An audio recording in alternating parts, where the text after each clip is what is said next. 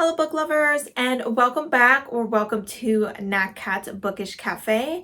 Today I will be going through my 10 least favorite books of the year 2022.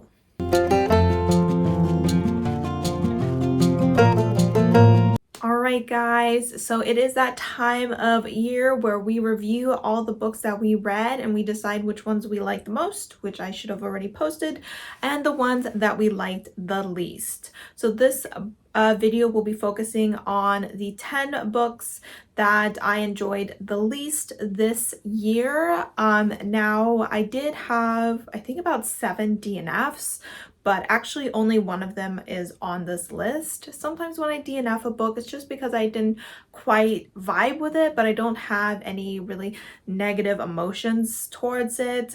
So these 10 books that I'll be talking about are books that really disappointed me or just really hated. So as always, just want to give a quick disclaimer that a lot of people, I guess, on YouTube need to give. If you enjoyed these books, that's totally fine. I don't, think you have a bad reading taste. I don't think that you're an idiot for enjoying these stories or anything. I mean, we all have different opinions. I have on more than one occasions suffered through someone speaking ill about a book that I love. It's not the most pleasant experience, especially when they're making valid points about flaws in the book. Sometimes we have rose-colored glasses when it comes to, our favorites. But I just want to put out there that these are my opinions, and if you don't agree with them, then I 100% respect that, and I hope that you respect my opinions as well. That being said, if you do really enjoy some of these books, especially the books that are towards the top of the list, let me know down below why you like them, because there's a few on here where I have to admit I'm struggling to find any really redeeming factors for them. But I'd definitely be interested to know why people love them, because there's definitely some books towards the top of this list that people absolutely love. So would love to hear your opinions on these. Of course, if you agree with what I'm saying, I would love to hear that as well. I don't want everyone ganging up against me. That being said, when I filmed my favorite books of the year, I gave some honorable mentions. I'm not going to do that with this one. While we always want to spread more love, I don't really want to spread more negative opinions about books. Also, with the favorite books, I kind of said these books can really change quite a bit, but with these ones I would say the list is relatively solid. There could be a little bit of shifting, but for the most part, the further up we get to the list, the worse and worse I feel about these books. So without further ado, let's go ahead and get into book number 10. All right, my cardigan was a little too hot, so I had to take that off real quick. But book number 10 is gonna be The Only Good Indians by Stephen Graham Jones. This is a horror story about a group of men who went hunting in an area that they were not supposed to be hunting in and ended up killing a bunch of elk, including a pregnant one, which ended in the death of her and her unborn baby. We followed them, I think, like a couple or so years after this event occurs, and slowly they are being picked off by some sort of elk-like being that is kind of haunting them for a while and then killing them. I thought the concept of the story was incredibly interesting, and at times I would say this was one of the scariest books that I read this year. There were definitely parts that made me very uncomfortable because of how, scary they were, but at the same time, I thought this book's was incredibly boring for the majority of it. I thought at times it was having issues with pacing, where something exciting would happen and then we would just drag out these scenes that didn't seem quite relevant, and then something exciting would happen and then we would drag out these scenes. And so it was like there was enough excitement to keep you moving forward, but it was definitely a bit of a struggle. There was also a lot of basketball references, which I don't really care about basketball. I don't find basketball interesting in any sense of the game. You know, sometimes when you pick up a book and you know it's gonna be about sports, you can kind of mentally prepare yourself for that. But I did not know that it would be such a big part of this book, so it was just a lot of big chunks of time dedicated to something that I wasn't interested in. So I did really struggle with this book. I will once again say that, you know, it was very scary, and I thought it had a relatively satisfying ending, which is why it's, you know, at the very bottom of this list. But it still was a very disappointing read for me, because I was really hoping that I would absolutely love the story and that it would kind of really get me into the horror genre. For book number 9, we have Music of the Night by Angela Ford. It's kind of funny, I chose this book as, I believe, a punishment prompt for my TBR game, which was to choose a book from someone's least favorite list, and now it's on my least favorite list. So apparently it's not the most well-beloved story. This is a Phantom of the Opera retelling. It's a kind of fantasy-ish romance between these two characters. It takes place at an opera house where a female character is hoping to become a lead opera singer instead of being a background dancer, and she starts taking lessons from a man that lives in a tower. While this is happening, there's some murders happening in the background.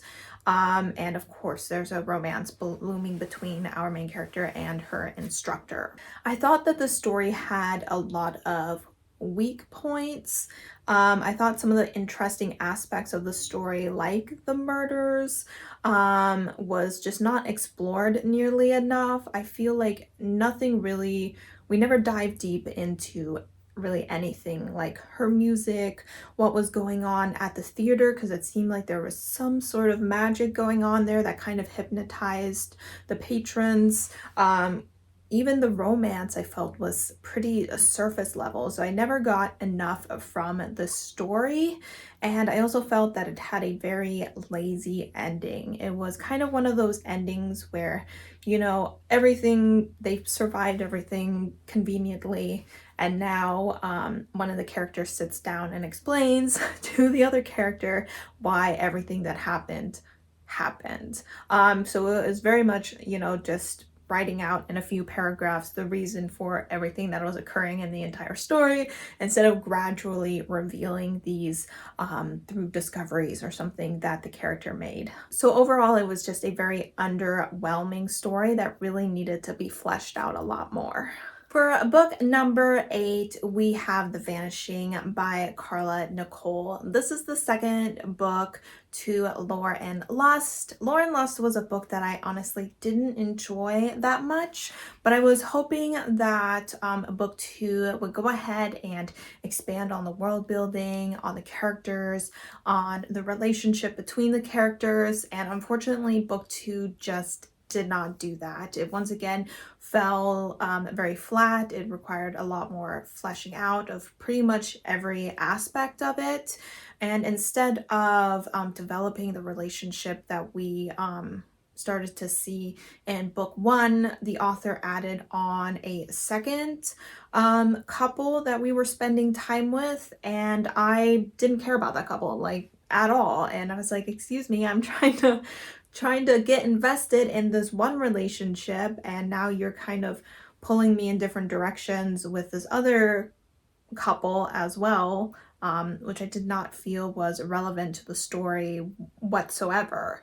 So that was incredibly disappointing, and I decided not to continue and read book 3. This book did have slightly more plot than the first book, but I felt like there wasn't really any urgency to what was occurring. One of our characters ends up kind of being kidnapped, and I just didn't feel any sense of like danger, or I didn't really care that he was kidnapped, even though he was like a sweet innocent baby kind of situation. And I just didn't really enjoy the characters that much in this book either. So I was definitely sad that I didn't like this series because it is self-published by a Black female author. But I just think that the story needs to be developed a little bit better, and that the author kind of needs to decide what she wants to focus on, because the way it ended made me think that in book 3 a third couple would be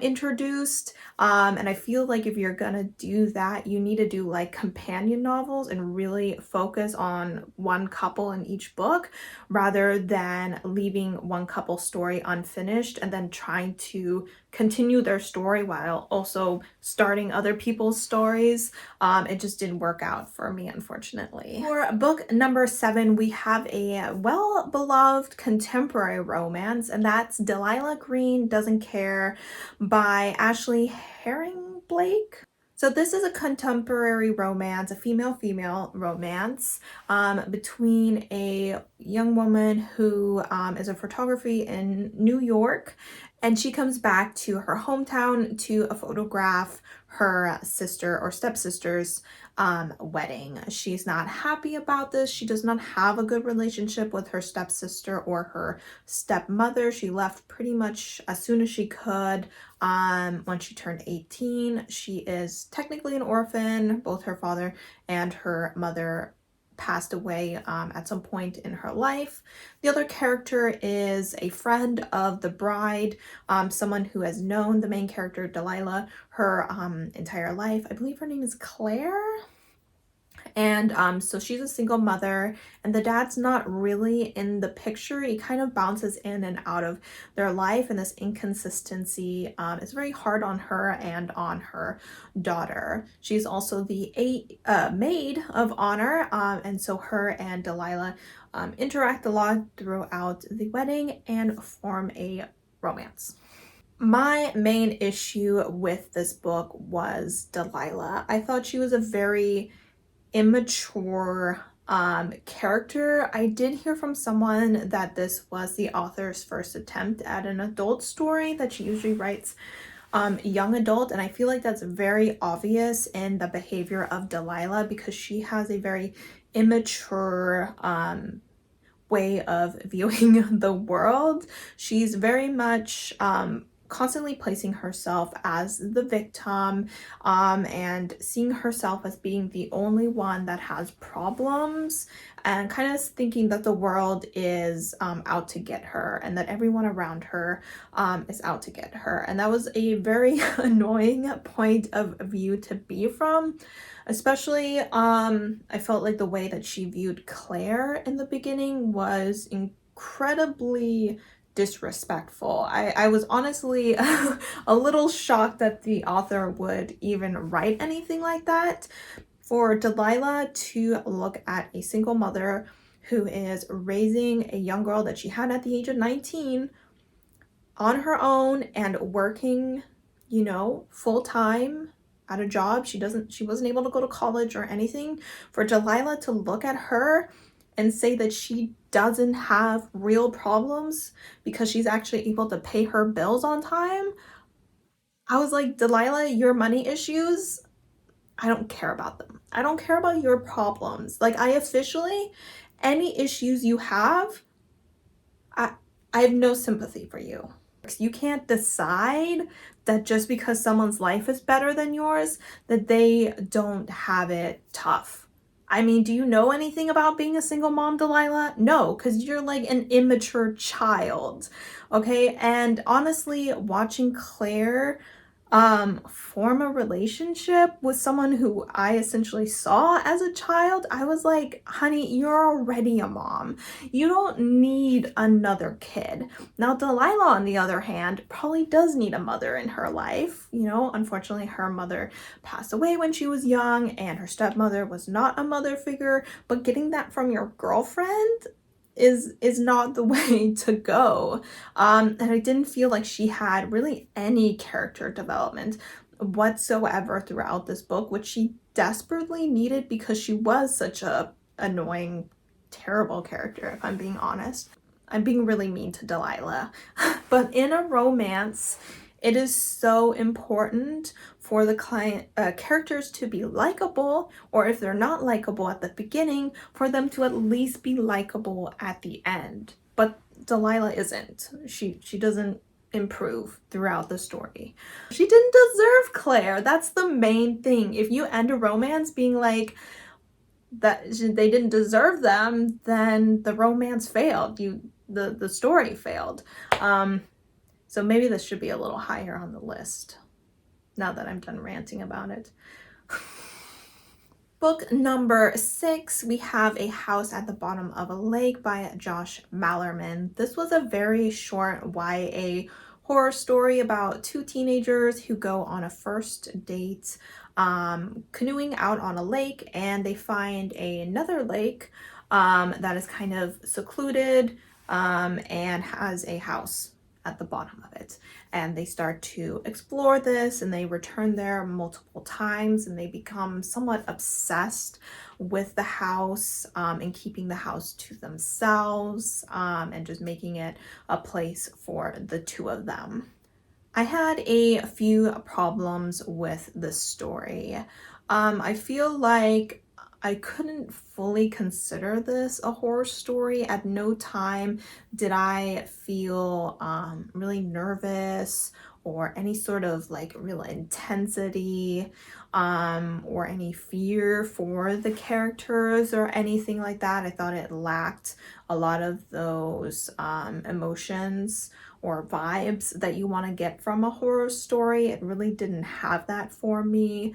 I thought the story was relatively uneventful. I also wasn't a huge fan of the characters throughout this story. They were very much awkward, insecure teenagers, and their relationship was more awkward than in any sense sweet or romantic. And maybe it was supposed to be. Maybe, you know, the relationship was supposed to feel kind of wrong because it felt like a lot of their relationship was focused on this house or built around this house. And you kind of spent a lot of time wondering why these 2 people were together. What are they without the house? I also felt that the ending was very anticlimactic. It is an open ending. I believe you can kind of take from it what you want. I took nothing from it. So yeah, I felt like at the end of the day, the story was kind of an unnecessary story. Like I didn't get anything from it. I, you know, didn't learn any lessons from it. I didn't really gain any enjoyment from it. I do struggle a little bit with short stories, and this story is very short. But I mean, I feel like it had the potential to really be something kind of creepy, and it just didn't go far enough. Talking about me struggling with short books, for book number 5 we have A Little Slice of Hell by Cleo Evans. This was just a short novella, a monster romance, a male romance that I just didn't like. It was too short and too insta-lovey. That's the main issue I usually have with short, especially romance stories, is I really need a connection between my characters. I need to see that emotional connection building. I need to know why they're together, why they feel the way they do about each other. And in this book, it wasn't that. It was somehow went from sexual attraction to love within like 24 hours or something like that, which is very unrealistic. This book is part of a companion series. I obviously am not going to continue with it, but there is a cafe where the owner of the cafe will set monsters up with humans. He's like a matchmaker for them. So in this book, I believe we have a young human male and a incubus, I believe he is. And they meet, they go back to the incubus's house, they have sex, and somehow they fall in love during that time. I felt even the steamy scenes didn't really do anything for me, so it wasn't even like, oh, it was just a fun smutty time. It didn't even have that going for it. I felt like the characters needed to maybe communicate a bit more. I was just wondering, like, you guys don't even know each other. You haven't really talked or anything like that.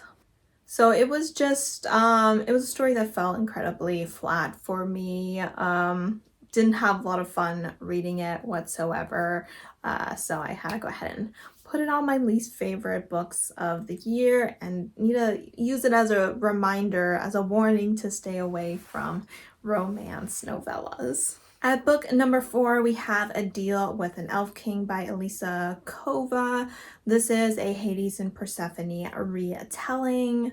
I haven't had much success with fae-based stories, and this was another fail. I actually didn't go into this book with very high expectations because a lot of people were disappointed by it when it first came out. I think it was very much hype because it was a Hades Persephone retelling and has a stunning cover, but the story itself falls incredibly flat. We are following a young healer who lives in the human realm, but kind of near to where the portal to the Fae realm is. And every 100 years or so, the Fae come through and they take a human woman as a bride for the Fae King, so that magic can continue to stay in the Fae Kingdom, I believe. Otherwise, they fall into like eternal winter or something like that. She's supposed to be the life that balances the death that is the Elf King. So our character is selected for that. She's obviously not happy about the situation because she has been training to be a healer, and her village had kind of collected funds to send her to healing school, and now she feels like she had gone to healing school and is not able to repay them for that because she's been whisked off to the Fey world.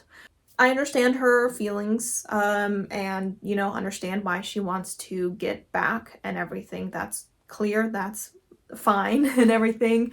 What I don't understand is why these two fell in love. This is another one of those romances where there's very little interaction between the two of them, and somehow they just develop a romance throughout this story. I feel like sometimes authors feel like if they start the romance later in the book, that we can consider that a well-developed relationship. But the characters have to actually interact quite a lot throughout the book in order for that romance later in the book to make any sense. It doesn't matter if I've been reading it for 100 pages and they finally kiss, if they've only interacted 2 to 3 times in those 100 pages. Like, the characters still haven't had enough on-page time together for me to really believe their relationship.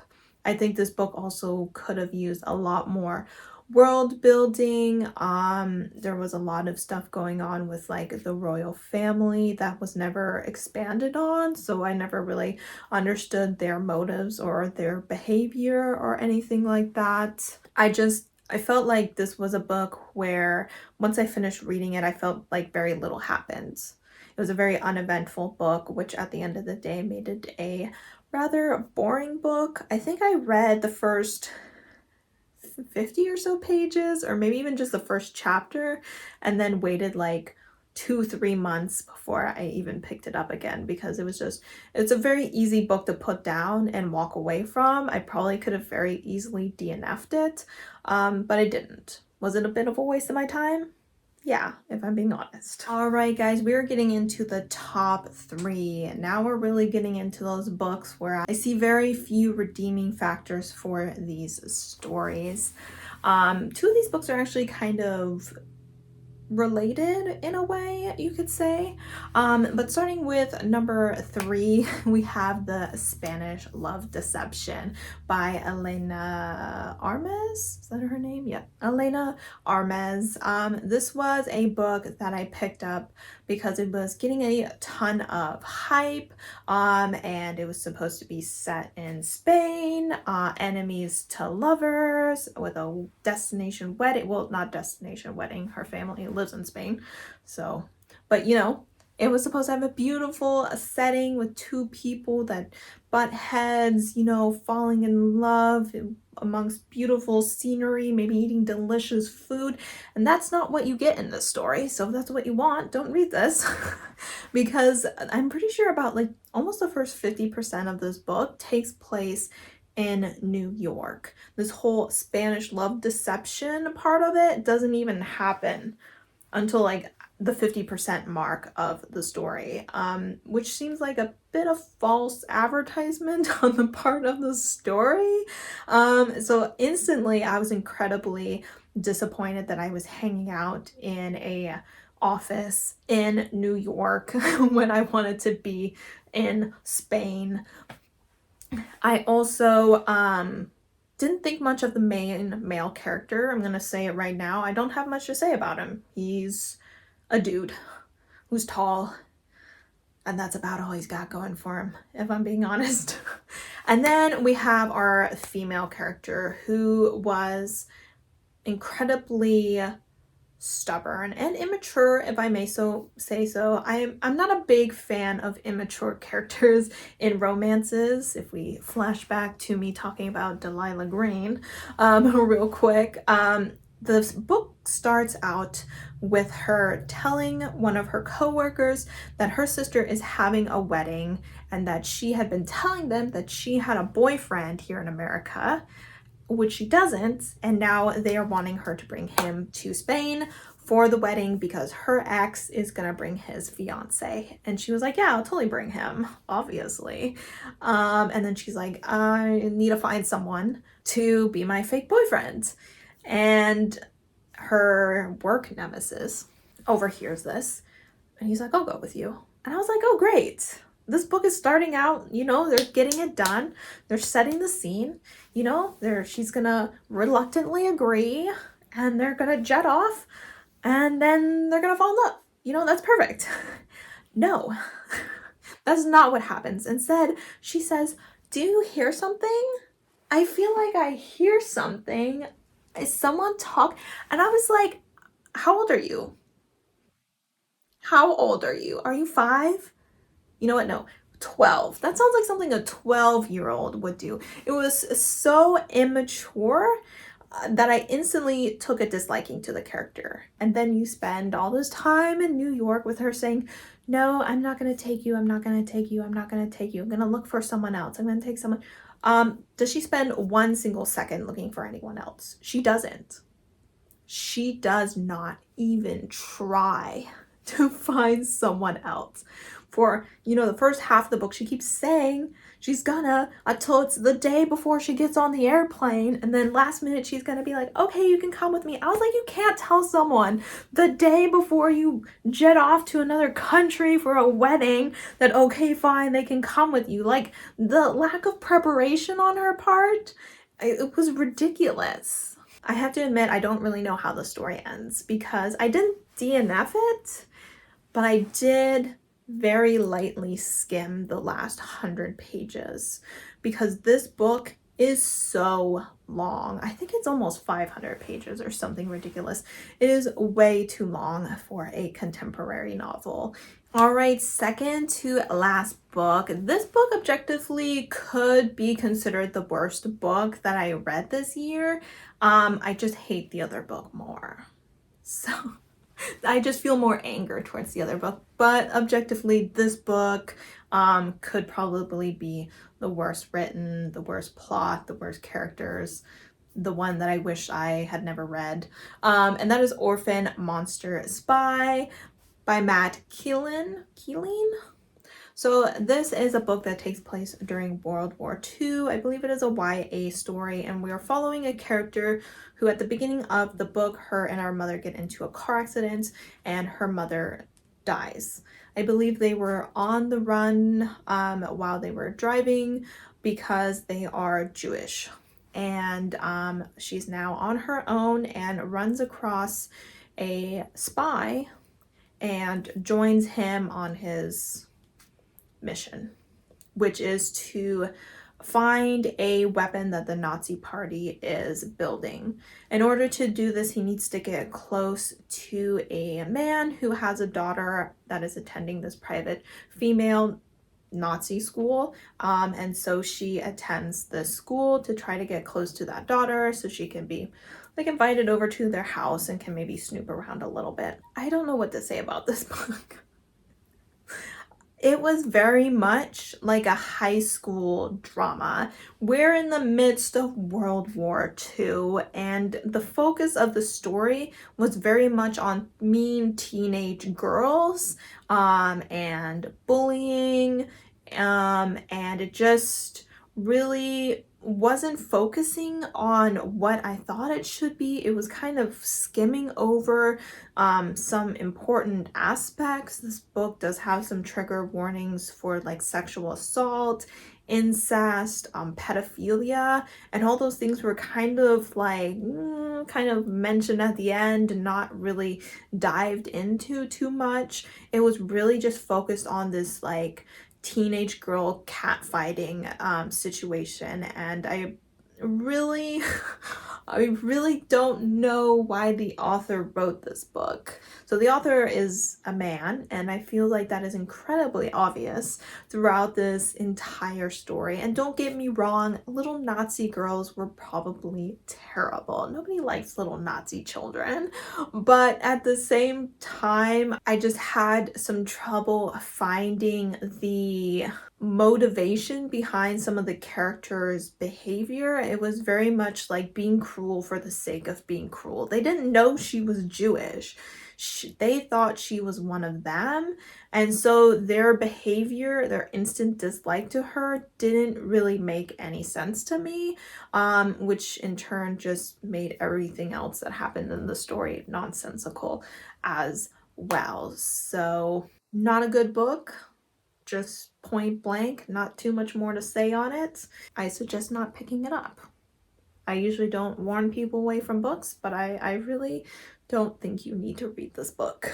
All right, guys, are you ready for the worst book that I read this year? I'm really gonna try and like not rant too much about it because I have a feeling with the other rants I made, I'm gonna have to like cut parts out of it, and that's gonna be very annoying, and those portions are probably gonna appear relatively choppy, so I'm gonna try and avoid that.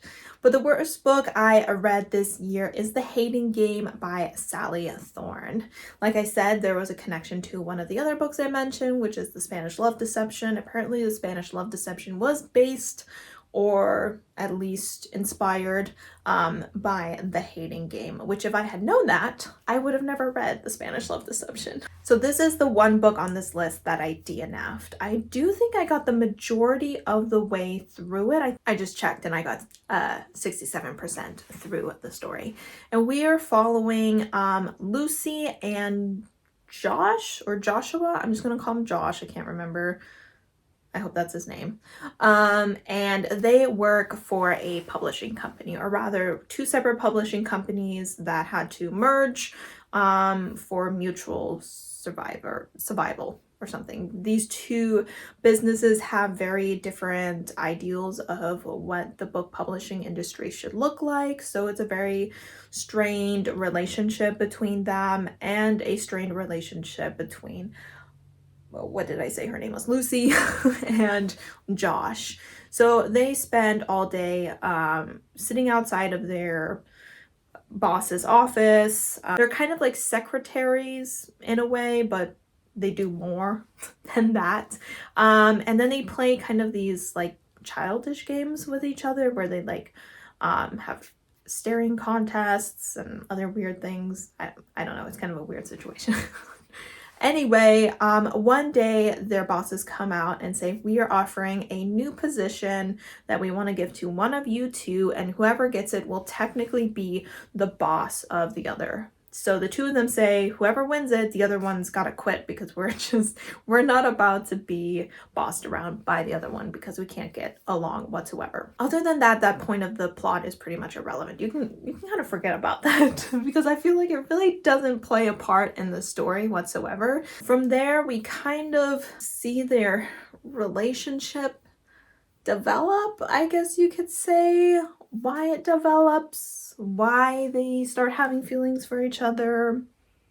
I don't know. I really don't know what's going on in this story. Unfortunately, the story is only one point of view, and that point of view is Lucy, the most annoying person to ever been written.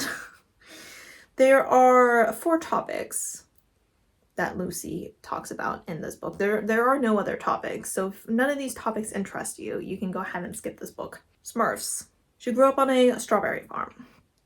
When she moved to the city, this was a big shock to people. They didn't know farms existed. They just thought food appeared in grocery stores, apparently. So she was very embarrassed that she came from a strawberry farm, because everyone's like, I thought that only happened in like Care Bear movies and stuff like that. But no, strawberry farms actually exist, despite what city people apparently think. 3, her shortness. She's short. She's very small, like very, very small, apparently. Possibly the size of a child. She talks about that a lot, her being small and Josh being large. And the weird thing is, there's certain books, like Allie Hazelwood talks about size a lot, about, you know, how tall the male characters are and how big his hands are and things like that. And it doesn't bother me. Do I roll my eyes a little bit? Yeah. But in this book, it became so annoying, so repetitive, that I almost started losing my mind. And number 4, Josh. This woman is obsessed, like in an unhealthy way, with Josh. This book shouldn't be called The Hating Game. It should be called The Bible of Josh. She practically worships at his altar in a really weird way. And I hate him, but I think about him 24/7. 365 days of the year. I don't think I've ever read a romance story that was so prominently focused on only the romance, with nothing else going on in the story. It had no other plot than this woman's obsession and hyperfixation on this man. If you want to read a book that just talks about some basic white boy who's got nothing special going for him, that is what this book is. That's literally all this book is. It doesn't have any substance to it. And the issue with the story is that it's a plateau, you know, like horniness wise. Her level of horniness for this man is the same whether they're in the office, in the elevator, making out on the couch. There's none of this. There's no change in the level of heat that you feel from this book, which then makes it seem like there's no heat because you get accustomed to it, and then you're like, they're hanging out. And so I had to DNF this book because it was way too repetitive. Those 4 things I mentioned are really some of the only things that are going on in this book. It really doesn't have a plot. It is purely 100%, and I don't even want to say 100% romance, because I feel it's not like they're going on dates, having these incredible discussions where they're really learning about each other and understanding how maybe they're not that different, and oh, there was misunderstandings. There's no, maybe that happens in the last 30% of the book. You know, I had a DNF this book and I was very, very surprised by how much people love this book. And I mean, a movie was made out of it, so that's how well beloved it is. But it was just, it's very vanilla. Let's call it what it is. It's an incredibly vanilla book.